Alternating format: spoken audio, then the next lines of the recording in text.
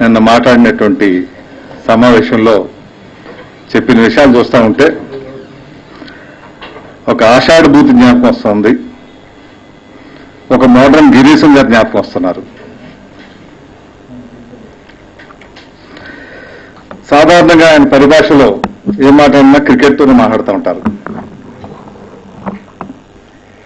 ఈ రాష్ట్రంలో కాంగ్రెస్ పార్టీ సోనియా గాంధీ గారి డైరెక్షన్లో పెద్ద డ్రామా జరుగుతోంది.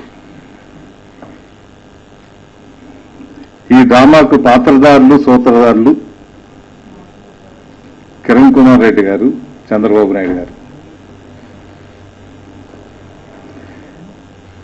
ఆయన క్రికెట్ మ్యాచ్లు, మ్యాచ్ ఫిక్సింగ్ అంటారు. ఈరోజు ముఖ్యమంత్రి గారు ప్రకటన చూస్తూ ఉంటే ఆయన రాష్ట్ర విభజన ప్రకటన, సిడబ్ల్యూసీ నిర్ణయం ఆయనకు సంబంధం లేనట్టు, ఈయనకేదో తెలియదు, ఈ రోజే కొత్తగా తెలిసింది, రాష్ట్ర సమస్యలు ఇప్పుడే కొత్తగా తెలిసాయి అని చూస్తూ ఉంటే ఒక డ్రామా అనిపిస్తాం. సోనియా గాంధీ ఆడుతున్నటువంటి డ్రామాలో ఒక భాగంగా కాంగ్రెస్ అధిష్టానం ఒక జట్టు, ఒకవైపు జట్టు ఉంటే కిరణ్ కుమార్ రెడ్డి గారి నేతృత్వంలో రెండో జట్టు, రెండు వైపులా కాంగ్రెస్ వాళ్ళే. అసలైన మ్యాచ్ ఫిక్సింగ్ ఏముంటే ఇది అసలైన మ్యాచ్ ఫిక్సింగ్. ఇందులో అవన్నీ వదిలిపెట్టి మీరు ఎన్ని మాట్లాడినా ఈ రోజు పుట్టుకొచ్చినటువంటి సమస్యలు కాదు ఇవన్నీ. వాస్తవానికి మీరేదో మహా ఋషుల్లాగా, రాజ్యాంగ అతీతమైనటువంటి వ్యక్తిలాగా, పదవి మీద వ్యామోహం లేనటువంటి వ్యక్తిలాగా పదవి త్యాగం ఇవ్వడానికి కూడా సిద్ధంగా ఉన్నాను, నాకు రాష్ట్ర ప్రజలే ముఖ్యం, సోనియా గాంధీ వారి వల్లే నేను ముఖ్యమంత్రి పదవిని చేపట్టానని చెప్తూనే ఇవి చెప్తాను. మీ సోనియా గాంధీ గారి విజేత మీరు పూర్తిగా చేపించడం మేము కాదట్లేదు. కానీ దయచేసి మీరు ఆడుతున్నటువంటి క్రికెట్లో మీ రాష్ట్ర ప్రజల్లో ఒక క్రికెట్ బాల్ చేసినట్టు దయచేసి ఆడుకోవద్దు.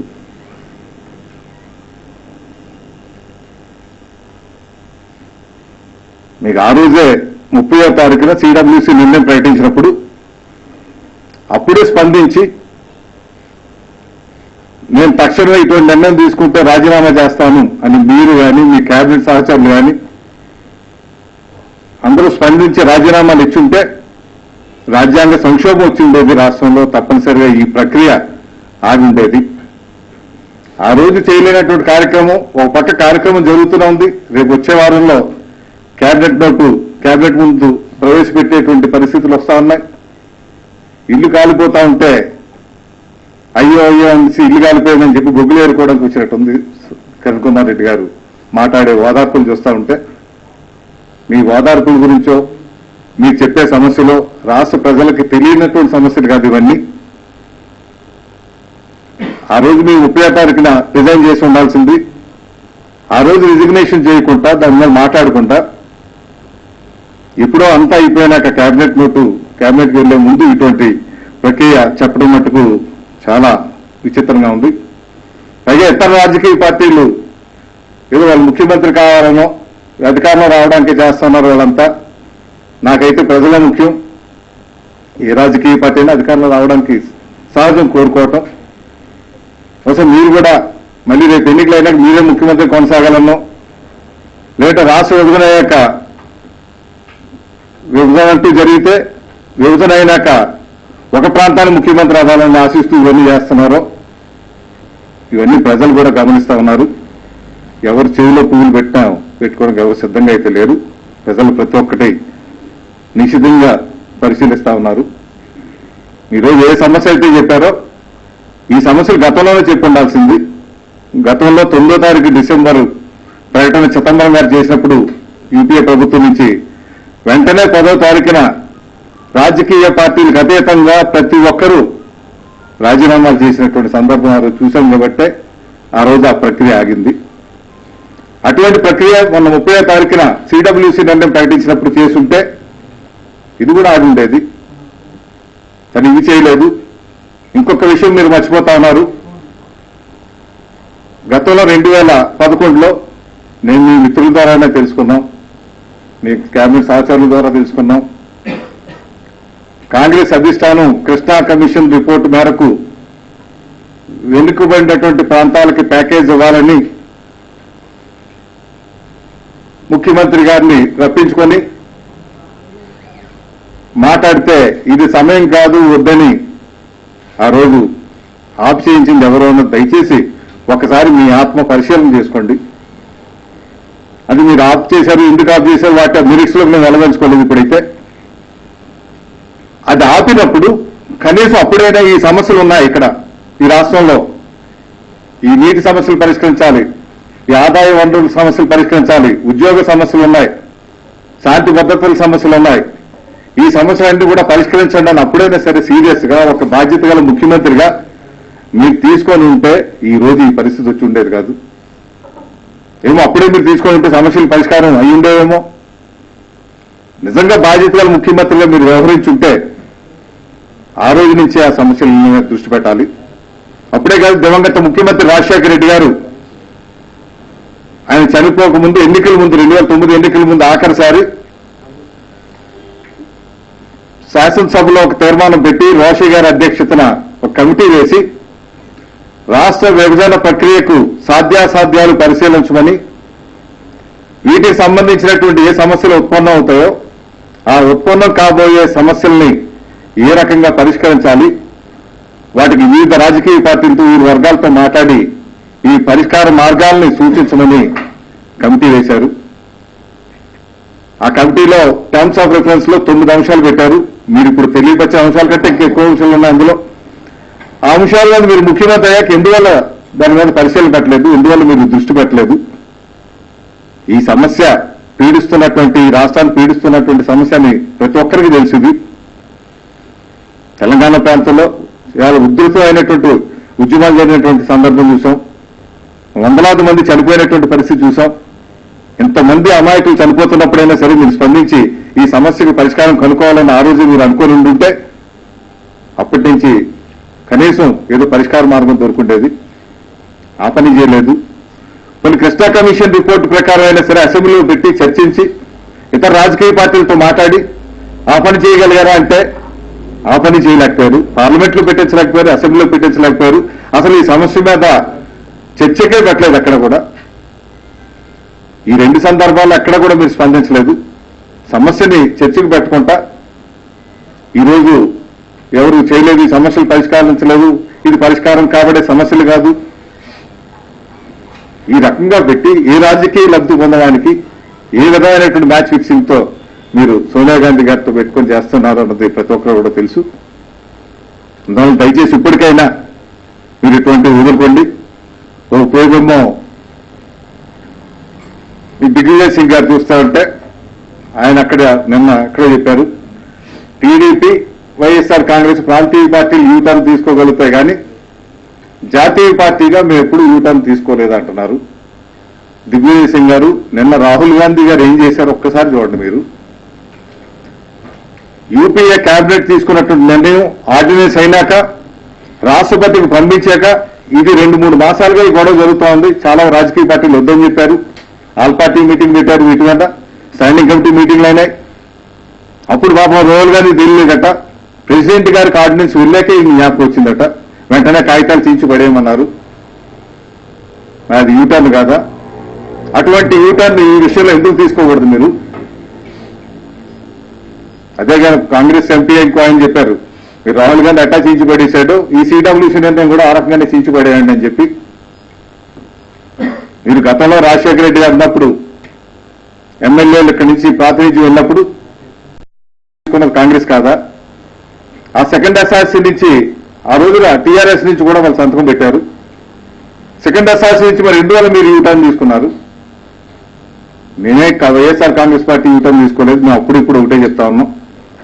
మేము అఖిలపక్ష సమావేశం కేంద్ర హోమ్ మినిస్టర్ గారు పెట్టినప్పుడు, సుశీల్ కుమార్ షిండే గారు పెట్టినప్పుడు స్పష్టంగా చెప్పాం, సమస్యలు పరిష్కరించినటువంటి రాష్ట్ర విభజన మంచిది కాదని స్పష్టంగా చెప్పాం. పరిష్కరించగలిగితేనే చేయాలన్నాం, ఉభయ పక్షాలకి న్యాయం జరగాలని చెప్పాం. ఆ ప్రక్రియ అసలు మీరు చేయలేదు. ఒకవైపు ఏమో ఆ ప్రక్రియ చేయకుండా మీ విభజనకి వెళ్ళేటువంటి సాహసం చేస్తా ఉన్నారు. ఇందాక దిగ్విజయ్ సింగ్ గారు కూడా తెలుసుకోవాల్సినటువంటి అవసరం ఉంది. అదేవిధంగా ఇప్పటికైనా చిత్తశుద్ధి ఉంటే ముఖ్యమంత్రి గారు తక్షణమే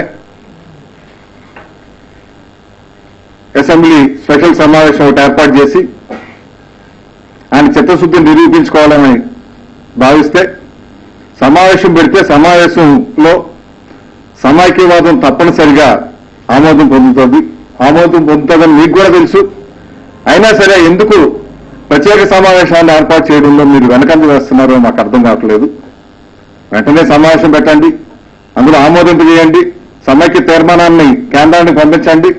కేబినెట్ నోటు తయారు కాకముందే, కేబినెట్ లో ఈ అంశాన్ని ప్రవేశపెట్టకముందే వెంటనే పంపించి సమావేశం పెట్టి తీర్మానం చేసి సమైక్య తీర్మానం పంపించిన వెంటనే మీరు మీ మంత్రివర్గం మొత్తం అందరూ కూడా రాజీనామాలు చేయండి. మేము కూడా రాజీనామాలు చేశాం.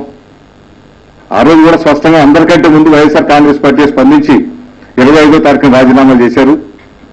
ఏ ఉద్దేశంతో చేశారంటే గతంలో 9వ తారీఖున చిదంబరం గారి ప్రకటన ప్రకారం రాజీనామాలు చేస్తే ప్రక్రియ ఆగింది కాబట్టి ఇప్పుడు కూడా ఈ రాజీనామాల ద్వారానే ప్రక్రియ ఆపాలనేటువంటి సదుద్దేశంతో ఇటువంటి పెడితే దానికి చాలా రకాలుగా అద్భుత కల్పనలు పెట్టి రాజీనామాలు చేశారు.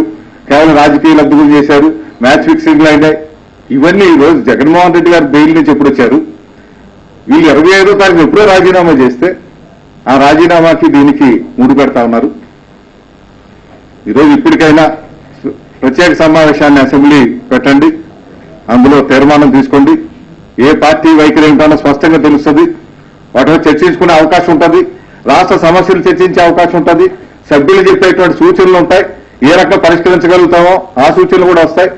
ఇవన్నీ దృష్టిలో పెట్టుకున్నాక తీర్మానం పెట్టుకున్నాక నిజమైనటువంటి రాజకీయ సంక్షోభం తీసుకురాగలిగితేనే ఈ సమస్య పరిష్కారం ఉంటుంది. తప్పితే 60 రోజులుగా రాష్ట్ర ప్రజలు చాలా ఇబ్బందులు పడుతున్నారు. రాష్ట్ర ఆదాయం తగ్గిపోతా ఉంది.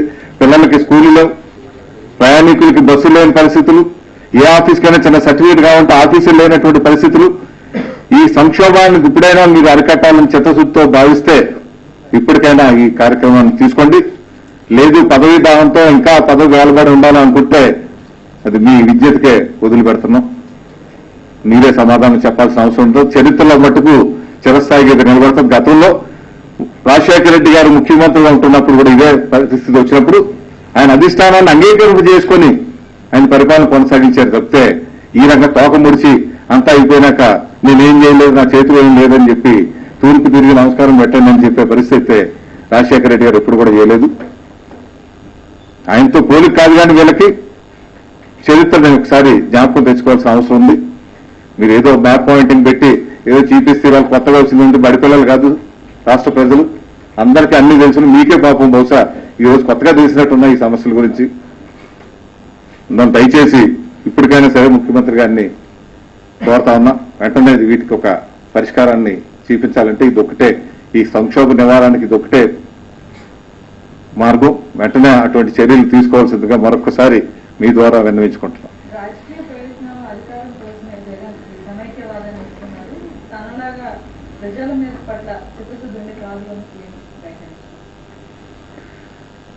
ఆ రోజు లోక్సభలో ప్లేకార్డు పెట్టుకుని సమైక్యవాదం అంటే దానికి విమర్శించారు.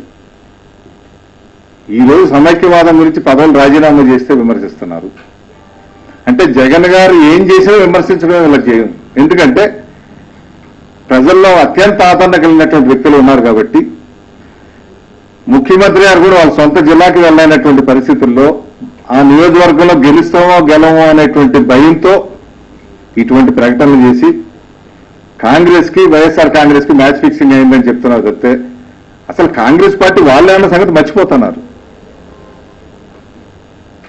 వాళ్ళు గెలవలేమని భయం పట్టుకుంది కాబట్టి ఈ రోజున ఇటువంటి అర్ధాంతరంగా ప్రెస్ మీట్లు పెట్టి నిజంగా అటువంటి ఉంటే నువ్వు 30వ తారీఖున రాజీనామా వచ్చి ఉంటే ప్రజల్లో నువ్వే పెద్ద హీరో అయిండేవాడివి.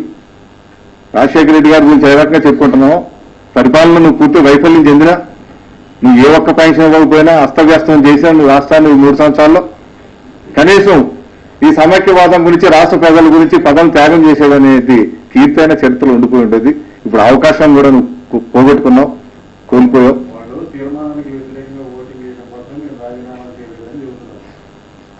తీర్మానాలంటే అంతా నేను ఇప్పుడు చెప్పాను, ఇల్లంతా కాలిపోయాక బొగ్గులు ఏరుకున్నట్టు ఉంటుంది.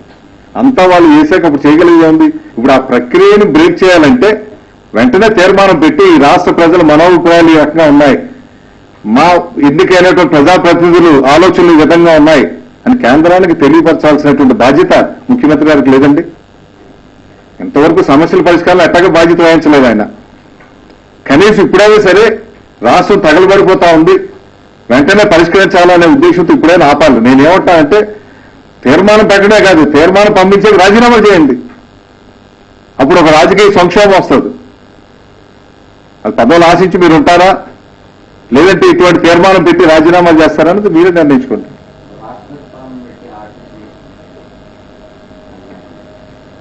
చేయాలి కదా, అసలు ఈ ప్రక్రియ మొదలు పెట్టాలంటే పరిష్కారం అవుతుంది.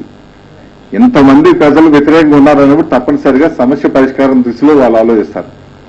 వీళ్ళు అక్కడేమో ప్రకటనలు అయ్యే వరకు అంతా అయ్యే వరకు మేము రోడ్డు మ్యాప్లు ఇచ్చి వచ్చాం, ఆయన మీ నిర్ణయం ఏ రకం నిర్ణయం అయితే ఆ నిర్ణయానికి మేము స్వాగతిస్తాం అని చెప్పుకొస్తేనే ఈ పరిస్థితి ఎంతవరకు వచ్చింది. ఆ రోజు అక్కడే ఆటంకం పెట్టుంటే రాజశేఖర రెడ్డి గారు ఉన్నప్పుడు కూడా ఇటువంటి జరిగింది. 2009లో మహాకూటమి ఏర్పడినప్పుడు జరిగినటువంటి పరిస్థితి. ఆయన చెప్పారు తెలంగాణలో కానీ ఆంధ్రాలో కానీ ప్రభుత్వం తీసుకొస్తాను, 33 మంది పార్లమెంట్ సభ్యులు మీకు ఇస్తాను, రాష్ట్రంలో ప్రభుత్వం తీసుకొస్తాను, తెలంగాణలో మహాకూటమి కంటే ఒక్క సీట్ అయినా ఎక్కువ రాకుండా ఉంటే నేను రాజకీయాల నుంచి తప్పుకుంటాను కూడా చెప్పారని ఆ రకంగా చూపించారు. ఆ వాదాన్ని ప్రజలు మరిచి మీకు అభివృద్ధి బాటని ప్రజలు మెచ్చే విధంగా ప్రజల చేత ఓట్లు వేయించుకోగలిగారు. మీకు చేత అయితే ఆ విధంగా చేయండి, అంతే తప్పితే ఈ విధంగా అన్ని రకాలు అందరూ నష్టపోతా ఉన్నారు. ఇప్పుడు ఈ సంక్షోభంతో అటు తెలంగాణ ప్రాంతం కానీ ఇటు ఈ ప్రాంతం కానీ అన్ని ప్రాంతాలు నష్టపోతా ఉన్నాయి. అదేవిధంగా మీకు తెలుగుదేశం వారు కొంతమంది నిన్న సెక్రటేరియట్ ఎంప్లాయీస్ దీక్షా కార్యక్రమం ఢిల్లీలో చేస్తే విజయమ్మ గారు కాంగ్రెస్ నాయకులు కొంతమంది కలిశారు అనేసి చాలా అభూత కల్పనలతో ఏ హోటల్లో కలిసాము, ఏ రూమ్లో కలిసాము, ఇవన్నీ కూడా చాలా వివరంగా చెప్పారు. ఈ రకంగా ఈ స్థాయికి దిగజారిపోతాయని మేము ఎప్పుడు అనుకోము. రాజకీయంగా ఆరోపణలు ప్రత్యారోపణలు ఉంటాయి. ఇప్పుడు ఆ రోజు కూడా చంద్రబాబు నాయుడు గారు కలిశారని చెప్పిన దానికి మేమే చెప్పి అక్కడ చంద్రబాబు నాయుడు గారు కలిశారు హోటల్లో అని. అప్పుడు వాళ్ళు రీజాయిన్ ఇచ్చారు. ఆ టైంలో ఆయన వ్యక్తిగతంగా వెళ్లారు అని చెప్పారు. ఎక్కడికి వెళ్లారని వివరణలే. తర్వాత దీనికి సమాధానం పార్లమెంట్ లో స్వయంగా చిదంబరం గారే మీరు మీ నాయకులు వచ్చి నన్ను ప్రత్యేకించి కలిసి వెళ్లారు, ఆయన ఏమిటో అన్నది ఆయన చెప్పారు, చర్చించుకున్నామని ఆయన చెప్పారు. నాకు ఎక్కడ ఖండం లేదే. ఈరోజు విజయమ్మ గారు 5 గంటల ఫ్లైట్కి వచ్చేస్తే వీళ్ళు 10 గంటలకి కలిశారని చెప్పడం, ఇవన్నీ చూస్తూ ఉంటే శ్మశాన వైరాగ్యం. అంటే పాపం వీళ్ళకి 99 ఎన్నికలు తర్వాత తెలుగుదేశం పార్టీ 2001లో కూడా అనుకుంటా స్థానిక సంస్థల ఎన్నికలు పెట్టారు. జిల్లా పరిషత్ కానీ మున్సిపాలిటీలు కానీ ఏ ఒక్క ఎన్నికల్లో గెలవలేదు వీళ్ళు. సుమారు 45 ఎన్నో మధ్య బై ఎలక్షన్స్ జరిగినాయి, అసెంబ్లీకి పార్లమెంట్ జరిగినాయి. చాలా చోట్ల డిపాజిట్లు కోల్పోయారు. పార్లమెంట్ అయితే డిపాజిట్లు కోల్పోయారు పూర్తిగా. అసెంబ్లీలో కూడా ఇంచుమించు 50% డిపాజిట్లు కోల్పోయారు. భవిష్యత్ అంధకారమై ఈ రకంగా అభూత కల్పనలతో లేనిపోయిన ఆరోపణలు ఇవన్నీ కూడా చేస్తా ఉన్నారు. నిజంగా ఇది ముందు రోజు ఒక పేపర్లో వస్తుంది. రాజశేఖర రెడ్డి గారు చెప్తా ఉంటారు అసెంబ్లీలో స్పష్టంగా. ముందు రోజు ఒక పేపర్లో వస్తుంది, 2 పేపర్లో ఆ అంశాల్లో అసెంబ్లీలో లేవనెత్తారు వీళ్ళు. అంటే ఒక పాంప్లెట్గా ఏ రకమైతే పనిచేస్తున్నాయో పేపర్లు ఆ 2 ముందు రోజు రాశారు ఈ కథంతా. దాని తర్వాత పాపం వాళ్ళు మాట్లాడారు. అంటే వాళ్ళ ఎజెండా ప్రకారం వీళ్ళు వెళ్తున్నారు. వీళ్ళకి బహుశా సొంత ఎజెండా లేదు, ఏం చేస్తారు, భవిష్యత్తు ఏం లేదు, వస్తాయన్న ఆలోచన లేదు. ఈ ప్రాంతం కానీ ఆ ప్రాంతం కానీ 2 కళ్ళు సిద్ధాంతం అన్నీ ఎగిరిపోయినాయి, 2 కళ్ళు పోయి ఉన్నారు. ఇటువంటి పరిస్థితుల్లో వాళ్ళు వైరాగ్యంలో మాట్లాడినటువంటి చర్యలు ఇటువంటి నిజంగా న్యాయపరంగా చర్యలు తీసుకోవాలనుకుంటే చాలా తీసుకోవాలి. ప్రతిరోజు ఇటువంటి స్టోరీ వస్తుంది. అంటే ఇది మంచి పద్ధతి కాదు. నిజంగా ఈ కథనాలు కానీ ప్రజలు నమ్ముంటుంటే అప్పటి నుంచి వీళ్ళ కథ మేము అయితే జీవితంలో ఎప్పుడు మేము అధికారంలో రాలేము. ప్రజలు నమ్మటం లేదు కాబట్టి ఈరోజు ఇప్పటికైనా ఈ విధానాన్ని మార్చుకోండి. ప్రజలు నమ్మనటువంటి ఈ విధానాన్ని తీసుకుంటే రాజశేఖర రెడ్డి 2004లో అధికారం వచ్చిండేవారు కాదు, 2009లో అధికారంలోకి వచ్చిండేవారు కాదు. మీకు 294 సీట్లు 270 సీట్లు వెనక వచ్చిండేవి. ఇటువంటి కథనాలు ప్రజలు నమ్మితే, ప్రజలు నమ్మడానికి అయితే సిద్ధంగా లేరు. ఇటువంటి పరిస్థితులు ఎదుర్కొని ఇంకా ఎంతకంటే ముఖ్యం కావాల్సినవి ఉన్నాయి, రాష్ట్రానికి కావాల్సిన విషయాలు వాటి మీద దృష్టి పెట్టండి.